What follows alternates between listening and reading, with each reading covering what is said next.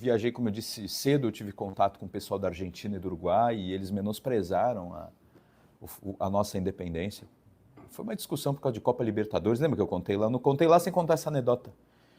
Que eu falava muito com alguns amigos uruguaios, alguns argentinos também. Os argentinos eram mais difíceis, eu achava eles todos muito arrogantes, então eu falava menos com os argentinos. E aí veio esse papo assim de que Libertadores da América são os deles, a gente nem tinha Libertadores. Que farsa esse negócio, né, de um príncipe português declarando a independência. Que isso aí, no Brasil não teve nem guerra, sabe? E aí eu fiquei com isso na cabeça, e eu sou de Santos, né? Em Santos tem uma coisa que é assim, tem a Praça dos Andradas, a Praça José Bonifácio, tem a Praça da Independência com o José Bonifácio imenso, tem o mausoléu do José Bonifácio. Então, assim, você pode não saber, tem Instituto José Bonifácio, Escola José Bonifácio, então tem tudo José Bonifácio, é quase um convite para você estudar alguma coisa. E daí eu fui e descobri fui estudar a biografia dele, escrita pelo Otávio Tarquínio de Souza, não sei se alguém já leu, é muito boa aquela biografia. Aí mudou bastante minha visão, e passei a estudar a independência com mais afinco. E aí envolvi outras pessoas nisso, por volta dos 2005, faz 20 anos então, 2005, 2006, na faculdade de Direito, chamavam os colegas para estudar e a gente estudava 3 vezes por semana, e um dos dias a gente estudava Brasil, e aí botei para estudar a independência. Cheguei a conclusões diferentes de que a nossa independência foi sim um movimento digno de lembrança. Cheguei à conclusão de que 7 de setembro é sim a nossa data máxima, a data mais importante da nacionalidade, e também cheguei à conclusão de que a gente teve guerra sim, e que ela fazia sentido ter empreendido uma guerra. E essas conclusões se deram dessa forma. A primeira de que a gente teve uma independência e que ela foi digna foi pelo fato de que não era nem Brasil, Portugal, porque a gente já era uma monarquia, né? O João vem para cá em 1808, abre os portos, é uma espécie de independência econômica, a bem da verdade, 1808. Em 1800, na verdade, ainda que não seja independência, porque a gente ainda está sob o mesmo rei, é um estatuto não colonial, né? Pelo menos quando a gente chama colonial, pelo pacto colonial, que é aquela ideia econômica, que não usavam na época esse nome. Isso foi utilizado posteriormente pela historiografia, para identificar esse regime de que todas as nossas commodities, tudo aquilo que nós produzíamos, passava por Portugal para que Portugal revendesse para o restante. Isso é um fato, né? Tem gente que não gosta de fato, mas isso é um fato, acontecia. Só que em 1808, Dom João abre as portas. Então, nesse sentido, não tem mais como falar tanto assim em colônia. Quando em 1815 ele transforma o Brasil em reino, e a sede de todos os reinos portugueses era aqui, então a gente já não é mais colônia de jeito nenhum, não tem mais argumento para dizer. Nós éramos, inclusive, a metrópole, porque nós éramos o centro do Império Português. Então o Brasil vira metrópole, né? Então, qual é o sentido de 1822? Do 7 de setembro de 1822? O sentido é que em 21 fizeram uma revolução em Portugal, porque os portugueses estavam bravos, entre outros motivos, pelo fato de que deixaram de ser metrópole. Eles estavam numa espécie de estatuto colonial. E vocês vão dizer por quê? Havia leis impondo sobre eles algum tipo de submissão? Não, porque parte das riquezas brasileiras passavam por lá e não passavam mais. A partir da abertura dos portos, não passavam mais. A sede do Poder Executivo do Brasil estava aqui. A sede do ponto mais alto do Judiciário, Casa de Suplicação, tinha sido instituída no Rio de Janeiro. Então a gente tinha Executivo, Judiciário, e eles faziam uma revolução, porque o parlamento português era convocado de tempos em tempos, não era uma coisa permanente ou constante. Aí eles convocam esses revolucionários que eram do Porto, de uma loja maçônica chamada Sinédrio. Eles eram a burguesia que dependia desse comércio, né? Eles fazem a revolução no Porto, mas abrem uma assembleia em Lisboa. A assembleia era uma espécie, eles chamam de Cortes de Lisboa, mas eles chamam de assembleia, eles chamam de Cortes de Lisboa, mas era uma assembleia constituinte. No fundo era para imitar o movimento que a França tinha feito, para chamar deputados, sobretudo do povo, para que eles desenhassem a Constituição que se queria para o Reino Unido. Não era só uma Constituição para Portugal, era para todo o Reino Unido. Chamam o rei de volta. Por que o rei volta? Sendo que parecia uma submissão absurda. Porque o rei já tinha visto o primo dele perder a cabeça, ele já tinha visto, primo não, tio, né? Perder a cabeça, já tinha visto que as revoluções de fato estavam obtendo êxito, as independências da América Espanhola já tinham acontecido, a independência americana já tinha acontecido. Então ele estava vendo, esses movimentos estão tendo êxito. Eu não vou brincar com isso. Eu vou até lá e dizer, não, façam a Constituição, dou meu apoio, vou ficar aqui olhando, mas foi uma submissão um pouco indigna, porque essas cortes passaram a tomar para si também o poder executivo. Então eles pegaram para si o poder legiferante, eles faziam leis, não era só constitucional. Eles tomavam decisões de guerra, de mar e guerra, eles passaram a tomar decisão legiferante do dia a dia e também a de Constituição, a da construção da Constituição. Chamaram deputados de toda a Portugalidade, mas a proporção era um pouco ruim, porque o Brasil era o maior território, o Brasil tinha a maior população, o Brasil era o mais rico. E Brasil, por meio dessa revolução, passa a não ser mais chamado de Brasil, né? Eles passam a voltar a chamar capitania por capitania, na verdade província, né? Então eles passaram a considerar província por província e foram tentando diminuir a ideia de Brasil. Porque a ideia de Brasil era uma coisa muito forte. Então, se você diminuísse, aí era um monte de estado análogo a Portugal, com o qual Portugal lidava. Se você junta, fica muito maior que Portugal. E aí fica difícil de Portugal lidar. Então, as cortes passam a trazer para si um poder imenso. E achavam que tinham o poder de mandar o príncipe regente voltar daqui, né? Então, mandam para cá forças militares em armas para pegar o príncipe regente Dom Pedro e levar à força. Isso em janeiro de 1822. 9 de janeiro ele diz, não, vou ficar. Começa em dezembro a chegada das tropas e ele, em janeiro, toma a decisão e diz, não, não vou, eu vou ficar. E esse fico não foi só uma mensagem de não vou obedecer às cortes, foi uma mensagem de não vou obedecer e aqui vai se manter como reino, tendo poder executivo. Portanto, vou nomear novos ministros. Aqueles que meu pai nomeou, ele demite e nomeia os ministros dele. Então ele chama lá, aí que o primeiro brasileiro se torna ministro, né? Que aí o José Bonifácio vira ministro, e nomeia o irmão, uma espécie de ministro plenipotenciário, porque ficou, o nome era, acho que, ministro do Reino e do Estrangeiro, então é tipo ministro de tudo, né? Mas tinha também o ministro da Fazenda, que era o irmão dele, o Martim Francisco, e tinha o ministro da Justiça, e tinha o ministro da Marinha. É isso, bem pequenininho, bem chutinho. Tinha aqui uma estrutura ministerial, E por que ele toma a decisão? Entre outras coisas, porque ele recebe cartas de vários lugares. A principal delas a gente chama de Manifesto Paulista, né? Que foi escrita pelo José Bonifácio, mas contou com 8.000 assinaturas dos paulistas. E nela, o Bonifácio explica todas essas coisas. Tudo que eu estou falando não é só por livro de história, né? O pessoal adora me perguntar, qual é o livro de história que o senhor leu? Não, quando é parte que eu pesquisei, eu fui às fontes, né? E esse Manifesto Paulista, o Bonifácio explica tudo isso. Nós perdemos centro de governo, perdemos poder executivo. Essas juntas governativas de cada província são só os leais às cortes, portanto, eles obedecem tudo. Então, o centro de poder saiu de todas as províncias e do Brasil e foi para Lisboa. A gente perde a sede do Poder Judiciário. Qualquer processo que tem aqui que vai ter que subir para outro nível vai ter que ir para Lisboa. Encarece tudo e tira a nossa liberdade. Ele vai enumerando essas coisas técnicas e chega no momento, ele chama na chincha e diz, olha só, a gente, se você tem honra de homem e de príncipe, tem que ficar, porque senão a independência vai ser fato consumado. A independência já está no ar. E o que vai acontecer aqui? Um rio de sangue. Porque as concepções de independência também eram disputadas, né? Havia duas grandes. O grupo do Bonifácio, que era um grupo que queria manutenção do Reino Unido. Influencer de história é coisa do satanás, né? Eles adoram gravar vídeo falando que o Bonifácio é demônio. Virou uma moda, desde quando eu fiquei muito famoso.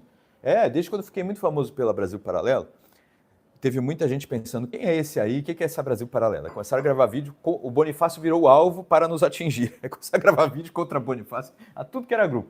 E parte dessa argumentação era de que o Bonifácio queria uma independência e foi uma espécie de ideólogo da independência, sendo que o ideal teria sido manter o Reino Unido. Senhores, ele era ideólogo do Reino Unido. É só você ler o que ele escreveu sobre isso, do punho dele, enviado pelas mãos do irmão dele, Antônio Carlos às Cortes de Lisboa, fazendo a proposta de Constituição para o Reino Unido. Nenhum português tinha proposta. Nenhum grupo brasileiro tinha, só os paulistas. Uma proposta de Constituição, ou seja, uma minuta. Minuta é perigoso, né? Hoje em dia. Fala em minuta. Mas quem mandou minuta foi o Bonifácio. E o que dizia essa minuta? Nós queremos o Reino Unido, mas o Reino Unido tem que manter a paridade política do estatuto político entre Brasil e Portugal, já alcançada. Então tem que ter sede do Poder Executivo nos dois, porque são dois reinos. Não pode ter altura entre um e outro. Gente, o Brasil é muito maior que Portugal. Ainda estava admitindo assim, é paridade, igualdade. Tá? Aqui vai ter uma sede do Poder Executivo e aí também. O príncipe regente está aqui, ele agora fica. Mas se porventura o rei estiver no Brasil, o príncipe regente fica em Portugal. E a gente sempre joga dessa forma. O príncipe regente fica com o Poder Executivo no outro reino enquanto que o rei, onde ele estiver, ele exerce pessoalmente o poder. Ele organizou dessa forma, propôs até um poder moderador ali na minuta dele, mas não era com o rei. Ele propôs uma espécie de conselho que pudesse tolher leis feitas pelo parlamento. Ele estava organizando um parlamento permanente também, estava uma coisa com alguns aspectos do liberalismo que se queria nas Cortes de Lisboa, com a manutenção de tudo que Dom João já vinha fazendo. O Dom João amava o Brasil, né? O Dom João adorava. Então a ideia dele era Reino Unido. Acontece que os portugueses, os revolucionários de Portugal não queriam Reino Unido nenhum. Eles não queriam, eles queriam primeiro a divisão do Brasil em várias províncias, uma divisão que só tomaria por centro Lisboa. O Brasil não quer ganhar na votação, porque, repito, a proporção era ruim. Eram 114 portugueses contra 81 brasileiros, aí tinha o quê? 14 africanos e 5 a 7 asiáticos, né? Então, nem juntando todos os americanos, sendo que muitos americanos, vocês estão entendendo, né? As províncias aqui do Brasil, para não ficar falando Brasil, porque eles não consideravam Brasil, entendeu? Dom João criou o Reino do Brasil, só que as cortes derrubam e passam a conversar com a província de São Paulo, a província do Espírito Santo, a província de Santa Catarina. Então, não se fala em Brasil. Juntando todas as províncias do Brasil, não daria a totalidade dos votos brasileiros. Porque, por exemplo, Bahia, Piauí e Maranhão estavam com as cortes. Tá? Aí vocês vão pensar, mas por que raios? Gente, primeiro, rivalidade com o Rio. É uma coisa assim, eu não quero me submeter ao Rio de Janeiro. E a gente está perto de Lisboa, relativamente perto, entendeu? Então a gente não precisa se submeter ao Rio de Janeiro. Então havia leais às cortes aqui na América também. E mesmo juntando, se você fizer a conta, juntando todos os americanos com os asiáticos e africanos, o que era bastante improvável, ia ficar meio que parelho, assim, né? Eles tinham construído a coisa para tipo, empatar todos os outros. Então Portugal sempre saía na frente. Tá? Então era impossível a gente conseguir. Quando o Antônio Carlos quem for ao Museu Paulista, tem um quadro imenso das Cortes de Lisboa. Tem um cara com o dedo em riste, assim, Antônio Carlos, irmão do Bonifácio, defendendo que o Brasil se mantivesse páreo, como um reino. E os portugueses não aceitaram e começaram a mandar tropa para cá. Por que tem o 7 de setembro? Porque o Brasil faz manifestos em agosto. Primeiro, o Dom Pedro se explicando para os próprios povos brasileiros, no plural, mas ele não fala povos de Portugal da América, fala povos brasileiros. Ele se explica aqui dizendo, olha, a gente está em guerra desde o Fico, porque esses caras estão aqui nos bombardeando, porque eles não aceitam o nosso governo que está aqui. É por isso que nós vamos continuar. E olha só, ele ainda enumerava um monte de coisa que os portugueses fizeram de mal ao Brasil. Isso 1º de agosto. No 6 de agosto eles fazem manifesto às nações amigas, explicando a todas as nações as razões da guerra que estava existindo. Nós estamos em guerra por causa disso, disso, disso. Então tinha guerra. Quando vai chegar no 7 de setembro, um mês e pouquinho depois, a gente já está numa situação em que no final de agosto chegam mais 7.000 homens das cortes, com ordem de pegar Dom Pedro pela orelha e levar de volta, e prender todos os ministros dele. Todo mundo que era leal a ele e estava empossado era para ser preso e julgado lá em Portugal, podendo pegar pena de morte. Você entendeu? Dom Pedro, príncipe regente, foi considerado uma espécie de revolucionário pelos revolucionários liberais. Entenderam? Isso aconteceu no final de agosto. Aí Leopoldina, em 2 de setembro, chama o conselho e pergunta, o que você acha, o que você acha, o que você acha? Quem estava lá? Todos os ministros e também alguns representantes maiores por exemplo, o José Clemente Pereira parece que estava, e ele era o presidente do Senado da Câmara do Rio de Janeiro. Eles chamavam de Senado, mas era um Senadinho, era a Câmara de Vereadores. Então o presidente da Câmara de Vereadores do Rio estava lá também, ela chama essa galera e fala, olha só, eu tô achando melhor a gente escrever agora para Dom Pedro e falar para ele fazer independência, porque não dá. E aí eles, vamos junto, vamos mandar carta, todos nós aqui assinamos, cada um escreveu sua carta pessoal, e aí diz que o Bonifácio falou assim para o Correio, né, a história, quantos cavalos forem necessários, mas chega ao Dom Pedro já, porque ele precisa ler o que está escrito. E aí contam para o Dom Pedro, olha só, chegaram 7.000 homens, querem te pegar à força, prender os ministros, botá-los na cadeia e tal e tal. Aí ele fala, caraca, não vou deixar isso aí acontecer, entendeu? E aí que ele fala, laços fora, acabou nosso elo, agora é a independência. Sendo que contam que o Dom João, conta a família real, tem em alguns anedotários, diários de época, que o Dom João, antes de ir embora, teria dito para o Dom Pedro, se necessário, põe a coroa na tua cabeça antes que algum aventureiro faça. Então, antes que proclamem a república, ou antes que alguém invente uma nova dinastia, diz, né, como Napoleão fez. Então, põe você a coroa na tua cabeça. Então havia um entrosamento enorme entre Dom João e Dom Pedro. A tentativa do Reino Unido já tinha se esgarçado. Não adianta falar que não, tinha que ter mantido o reino. Não tinha como, pô. Entendeu? Acabou. Aí ele declara a independência e a guerra se intensifica. A guerra tem principalmente 4 focos. Né? É Bahia, Piauí, Maranhão e Cisplatina. Cisplatina era Uruguai. Né? O Uruguai era nosso, olha aí. Né? Se a gente tivesse, eu sempre falo, né? A gente ia ter Suárez na seleção, né? A gente ia ter uns reforços fantásticos, carne boa pra caramba, né? A gente perdeu aí, porque o Dom João tinha conquistado de volta. Porque o Uruguai era um caso, não dá para contar aqui a história do Uruguai, porque já passou dos 10 minutos que eu prometi, já estamos em 20. Então vou fechar essa brincadeira com o Uruguai. Mas o fato é que o Uruguai, Montevidéu e Colônia do Sacramento foram portuguesas por mais tempo no período colonial do que espanholas. Só que em tratado, às vezes Portugal queria um pedaço do que hoje era o Rio Grande do Sul. Aí devolvia Montevidéu para a Espanha. Aí depois tinha um outro tratado. Não se dá Montevidéu que a gente te dá a Colônia do Sacramento. Aí ficava assim, passando.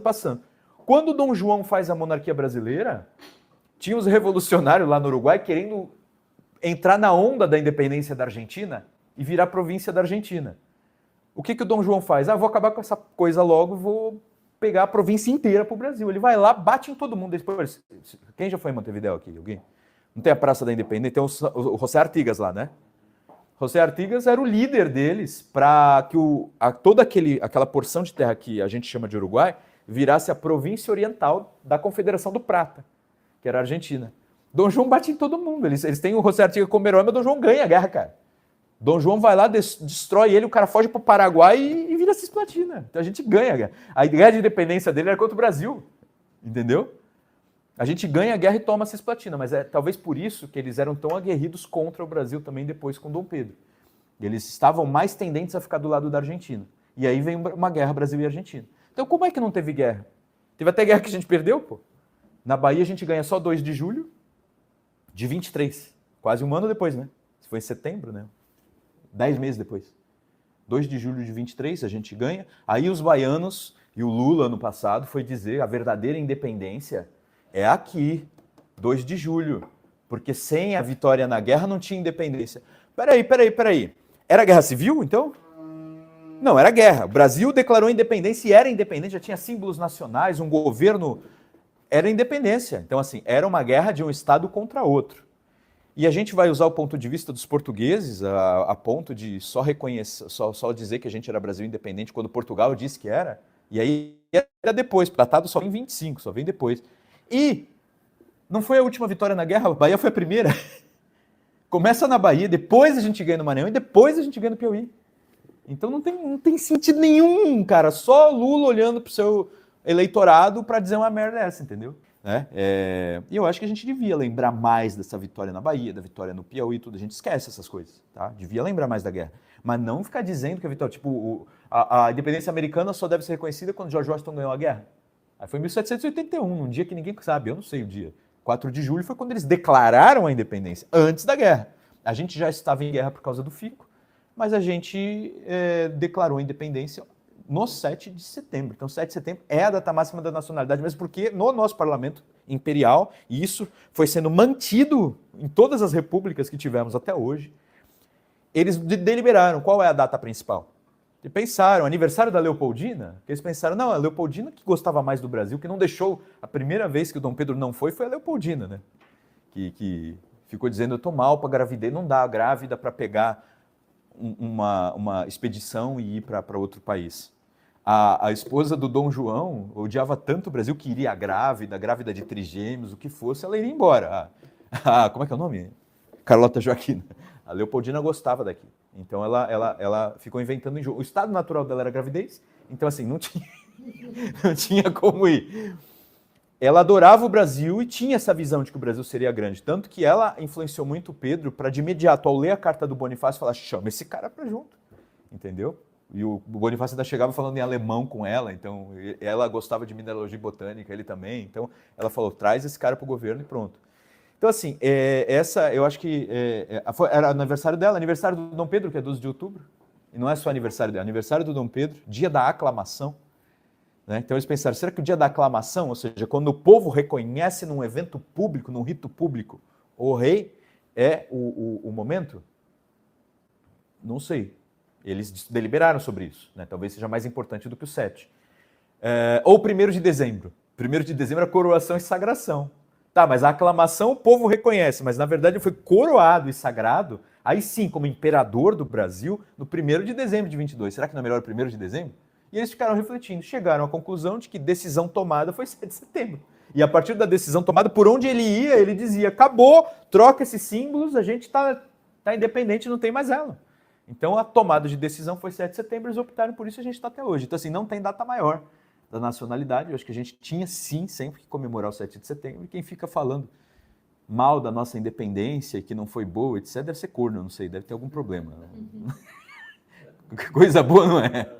Então é isso, foi uma síntese bem rápida e corrida, falando aí da nossa independência.